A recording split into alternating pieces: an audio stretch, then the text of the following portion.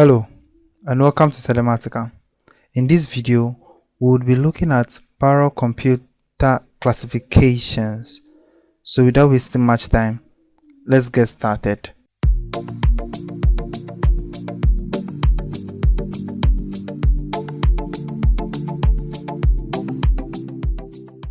I am Joseph Sedem, a tutor at SIRDEMATICA. We are glad you are learning parallel computing with us. So the assumptions for the previous video still hold for this video, as this is the fourth video in this parallel computing or this introduction to parallel computing series. Now, by the end of this particular video, we would know the possible classifications of parallel architectures. Now, before we start with the classifications, let's look at how or what happens when we run a parallel code or a parallel program. So should we create a parallel code? Bear in mind that we learned that the parallel computing, we have a particular task that is split or that is divided, right, into sub-tasks and then run simultaneously on multi-processor machines. So which means that if we have this instruction, right, and this is our parallel code, and then has been divided into tasks 1, 2, and 3, and here it has been written in such a way that processor 1 will compute this, processor 2 will compute this, processor 3 will compute this, and then put the answer together for processor 0 should to maybe bring the result out or show the result or display the result. By so doing, should we run this program, what happens is that all the processes involved, right, in running this program or that's supposed to run this program, so if there are 4 processes involved or 5 processes involved, all these processes will have a copy, right, of this particular file in their memory. So we know that in order for the processes to compute something, they first have to have the task or the data they need to process in their memory. So every processor that is involved will have a copy of this particular file or this particular instruction or this particular program in its memory before it runs. So probably when using the shared memory system, processor 0 will have a copy here, processor 1 will have a copy, processor 2 will have a copy, processor 3 will have a copy here before it gets executed. Then they all run the file, they all process the file. When they get to their corresponding positions or the place where each processor is supposed to compute or process, then they execute those tasks or those portions successfully. In a situation where they would have to communicate with each other and send data and receive data from each other, once they get to that portion or that section of the code, they wait for the data, and then once they have the data, they continue with whatever they want to do. So that's in the situation of the distributed memory, right?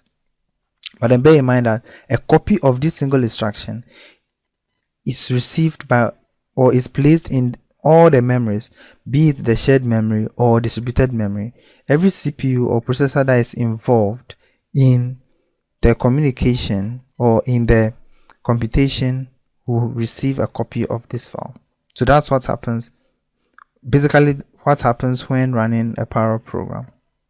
Okay, so now let's look at the classifications. So there are several forms of classification. We have some classifications based on the instruction and data streams that are involved in the computation. There are other classifications based on the structure of the computers, right?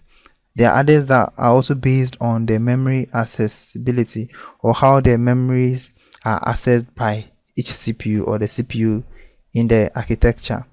And then there is also another classification based on the grain size, okay, or the grain size or the program size or instruction size. Now, so being specific, we have the Flynn's classification, we have the structural classification, we have the handlers classification, and then the grain size classification. Now, Looking at the structural classification, this has to do with the processor and the memory architectures that we described in the previous videos.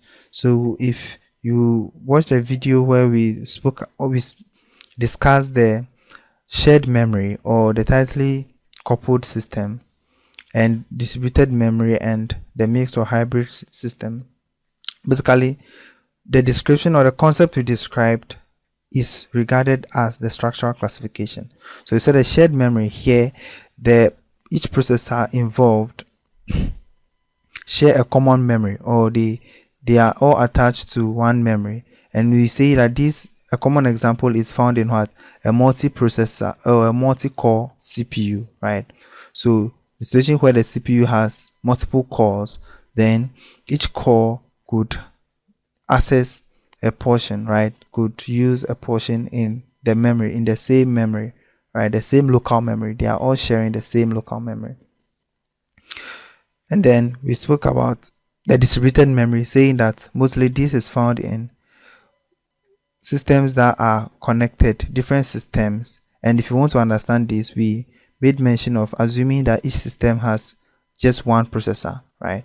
So if each system has one processor and then you are connecting multiple of these computers, bear in mind that each processor has its memory. So in each system you have a processor, you have a memory. In another system you have a processor, you have a memory. Now each processor has its own local memory, right? And then in a situation where communication would have to be done between these processors, the information is copied to the memories of the others from the sender or the scheduler's side. That situation or that scenario is the distributed memory or the loosely coupled system, right? And then we also made mention of the mixed or the hybrid or the shared and distributed. And I made an example by saying that let's assume that we have the interconnect of multiple core systems. So systems that have multiple core CPUs that are connected together, which means that you have each system having a multiple core CPU, and then they all have their own RAMs, right, that are connected over a network. So which means that this time around, if you take a system, right, if you take, let's say, this system, the cores here are sharing this memory, right, this local memory. So what is happening here is the shared memory, but then and here is also shared memory, and in this system, so the cores here would share this memory as and when they need be. But then in a situation where instruction would have to be transferred to other systems, then in that situation we have distributed memory. So in that case we have the mixed or hybrid memory system. So basically we see this more often in the HPC clusters that we discuss, right, or that we see nowadays. So each system has multiple cores, and then these multiple core systems are connected together via a network. Okay. Also, looking at the memory access classification, so we have uniform memory access model. In a situation where, let's say, we have the processors, right, multi-core processors, and these processors are sharing a memory, right? Now these processors are sharing a memory. It could be that core 1 needs to use this size of the memory or this space of the memory at this particular point in time, and then core 2, core 3, core 4. In a situation of uniform access, each core has the same access time, right? They have the same amount of time. They can all access this memory at the same time, basically. And then the usage of this memory is uniform, right? Is done by all, which they have the same access time to this memory. They can access it at the same time as they want to do that. But then in the non-uniform access, let's look at it to understand this, we first have to consider or look at it from the perception of the distributed or the mixed.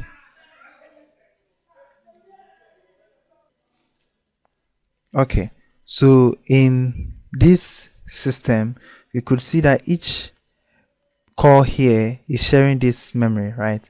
They are sharing this memory, and in this system we can assume that there is a uniform access here.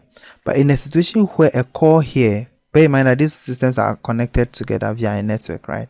So in a situation where a core here accesses this storage or this memory, then it becomes non-uniform because each core here is accessing this one. So it means that each core has its own local memory, right? But then there's a particular core in a particular system that is accessing an extra memory from a different system.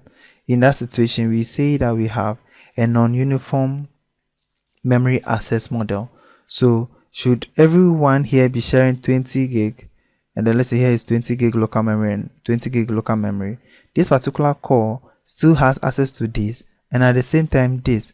So in a situation where this core wants to access all, in general we could say that this core has 40 gig of memory at its disposal, right? While others have, let's say, just 20 gig at their disposal. So basically we see that in this situation we say that that's the non-uniform memory access model, right?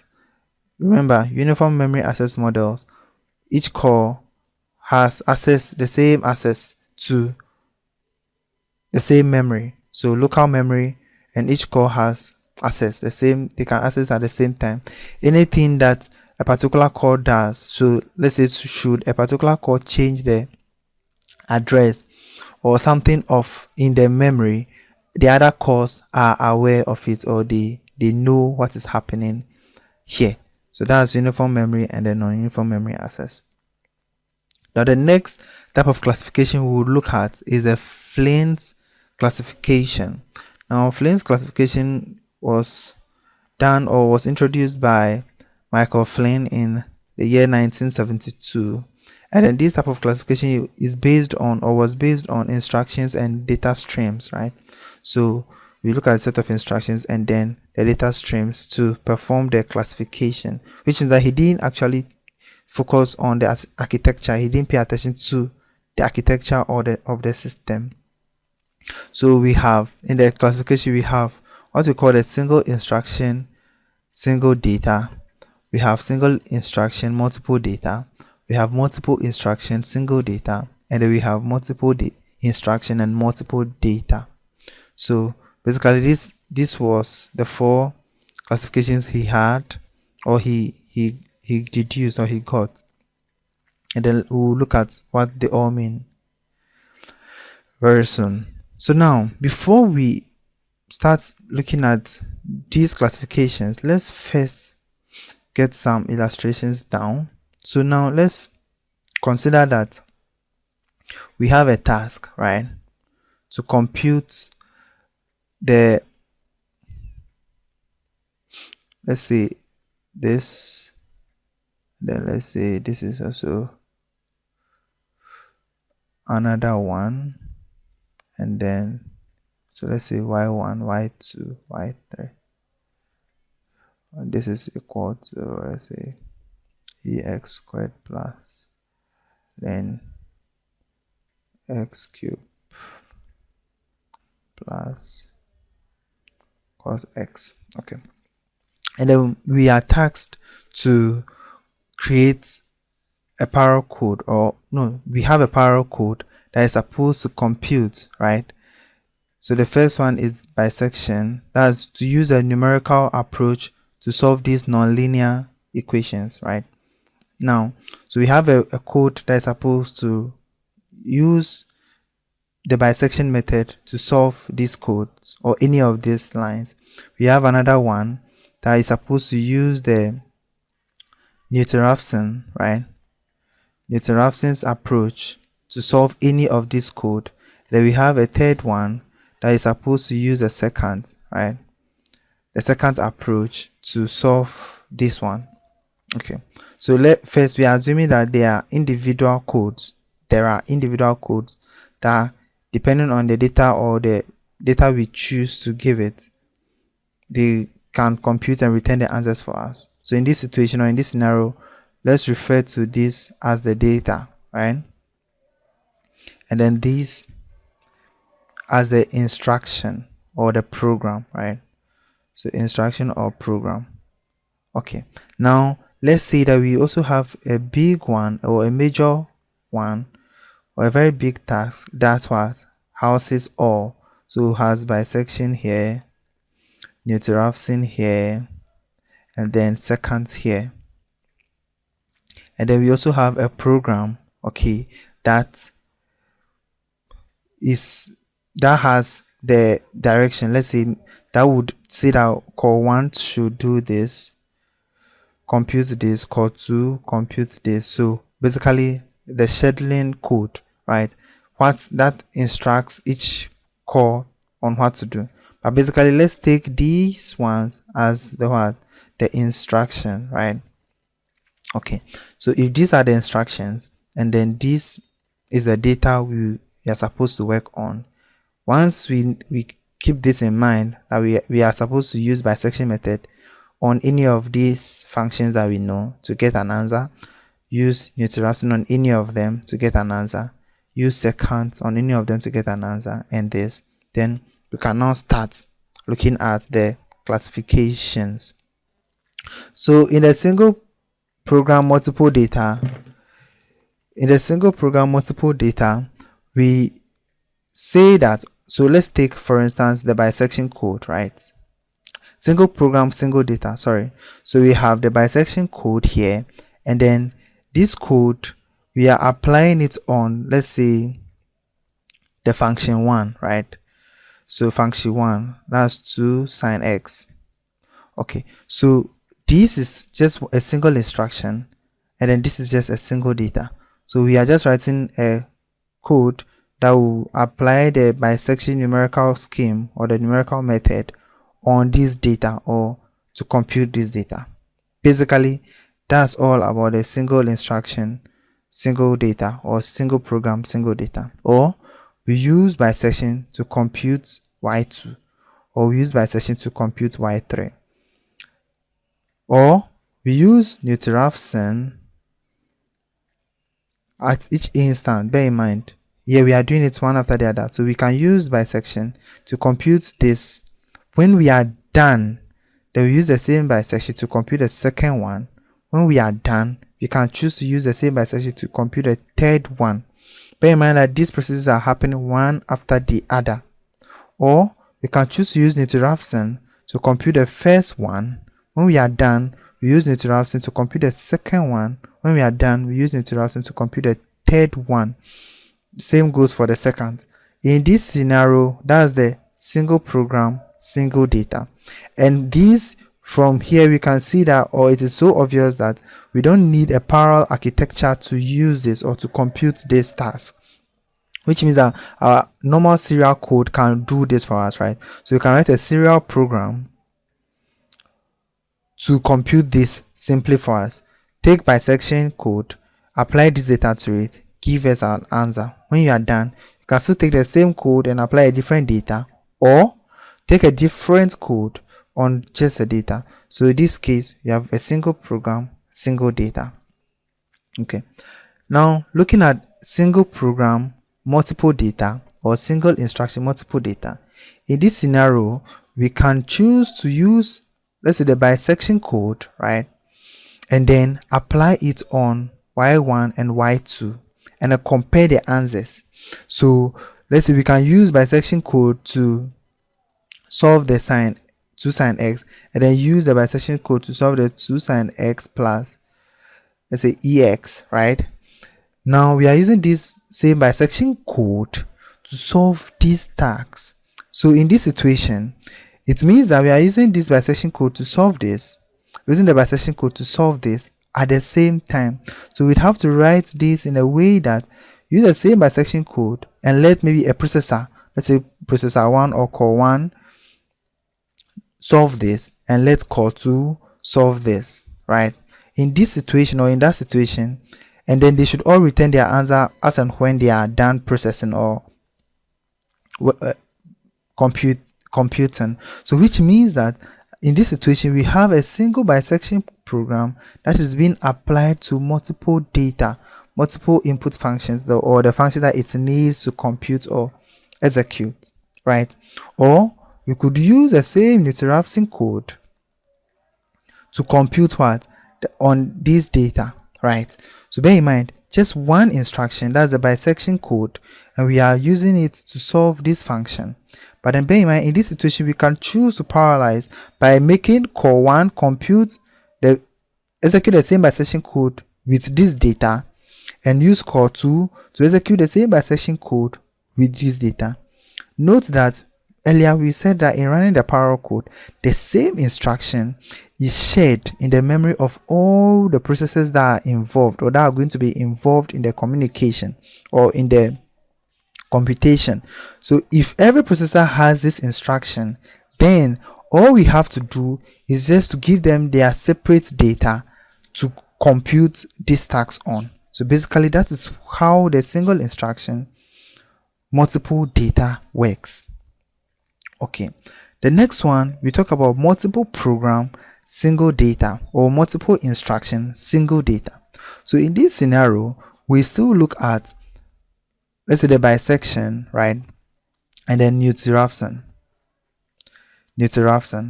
Now using these two methods on just y1, so that is, let's say, 2 sin x, using this method, these two instructions on just a single data. So we could do this if we are trying to, let's say, compute and see the run times, see which of these algorithms that finish or that compute faster. So in such a scenario, we are using multiple instructions, that's multiple sets of data, on a multiple instructions, that's multiple programs, on a single data. So we are using bisection to compute this, using interruption to compute this. Bear in mind, should we want these two to happen concurrently or at the same time, then we have to assign these to what? CPU 0 or core, a different core, and then assign this to another core and let them compute them using the same data, right? So in the same vein, you can still use, let's say, interruption and then second, or compare any of just any two, or maybe you can even compare all the three together, that's the second and then interruption, but then make them compute the same tasks to see which of these program or which of these instruction run faster, right? So if you're checking the speed of, let's say, an algorithm, and then you don't have the time to spend, right, to wait for each algorithm to finish running one after the other, you can choose to parallelize the code in such a way that you test them on the same function, but then let different cores or different processes in your system execute the tasks, right? So basically that is what the multiple program single data deals with. Okay, so now we go to multiple program multiple data. So in this scenario, or in this situation, right, we have, let's say, we have the bisection, we have the interruption, and then we have the second, right?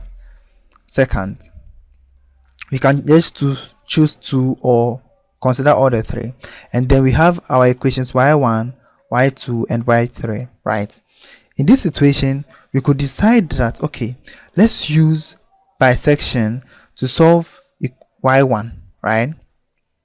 Let's use interruption to solve y2, and let's use second to solve y3. So let's say that from the previous multiple program single data, you realize that, oh, second computes faster, so you are giving it the most difficult computation task, and then you realize that the interruption computes better than the bisection, so you give it the less difficult one as compared to the y3, and then you give interruption just the bisection just the simple one, that's the 2 sin x.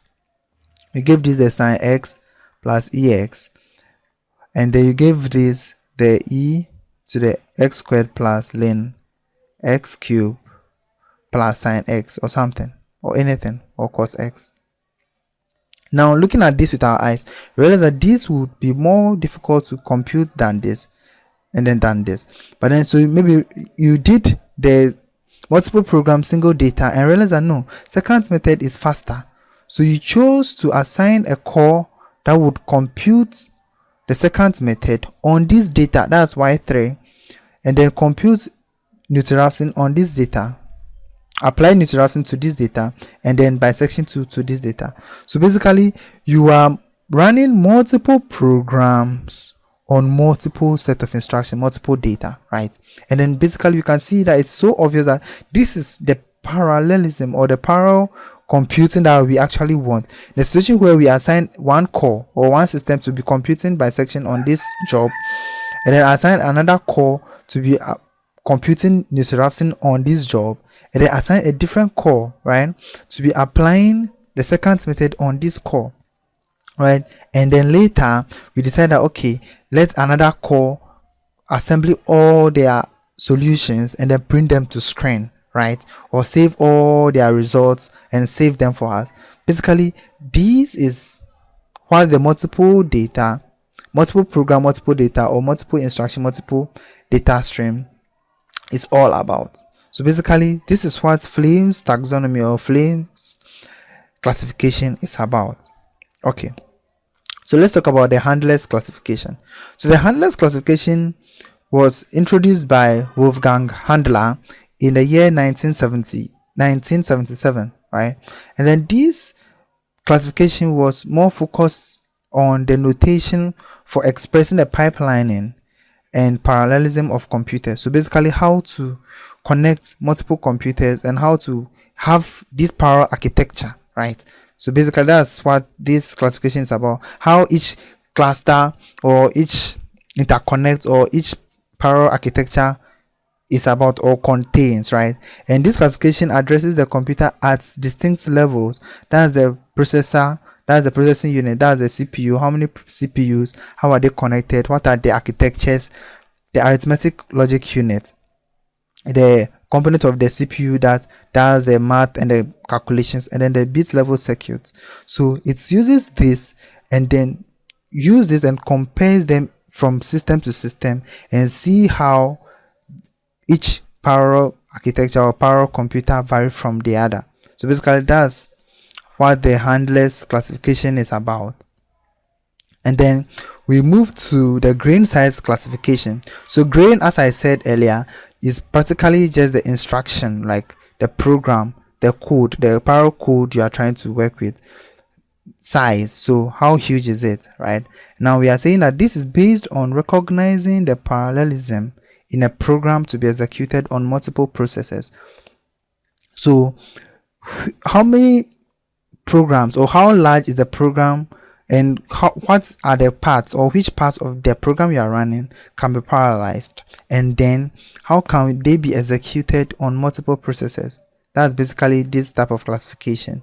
Now the idea is to identify the subtasks, right, or instructions in a program that can be executed in parallel. So you've written a program and then you choose that okay, this side and this side can be executed at the same time, and then they should all submit their answers to this side to compute, right? So let's say there's the task 3, task 1 can compute independently of task 2. So which means that you can run this, you can choose to run task 2 before task 1, or you can choose to run task 1 before task 2, right?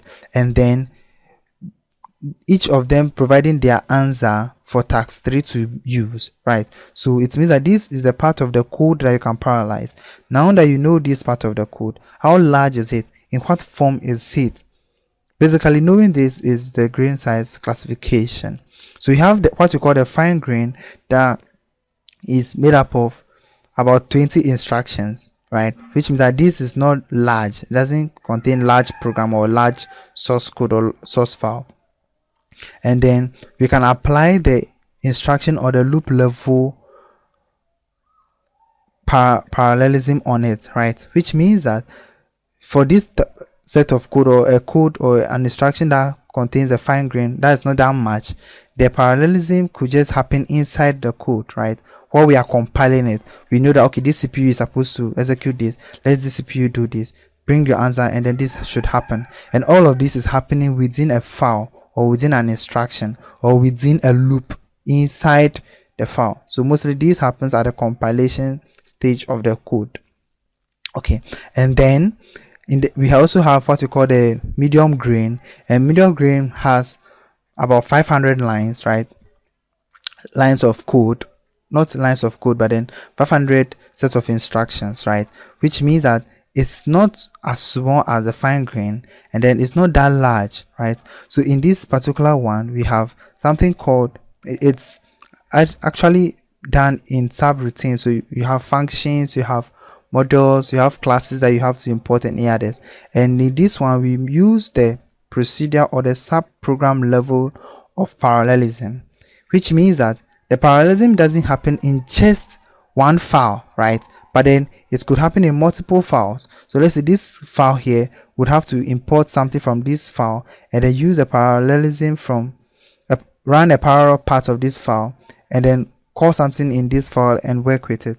So basically this is happening in different sub programs. So it's not happening just on the same sheet or in the same instruction, right? But then bear in mind that these codes or these instructions must not be that large to be a medium grain. And then we also have what we call the coarse grain, where the coarse grain is a program level, so like a fully fledged application, Photoshop, Blender. This level of application, or these huge applications, have lots of sets of instructions, right? They have lots of them in it. So if they are supposed to run in parallel, then it means that they are going to have multiple lines of code, multiple lines of instruction, or multiple sets of instructions. And then dealing with the parallelism of such set of instruction or such coarse grain will need a program level parallelism. So basically, this is what the grain size classification is all about. Okay, so now that we have an idea about the classification of the parallel computing architectures, in the next video we'll be looking at the concepts behind parallel programming. If you enjoyed this video, please don't forget to like and subscribe and share amongst your friends so that they could also benefit from this awesome video. And we can't wait to see you in the next video. Thank you.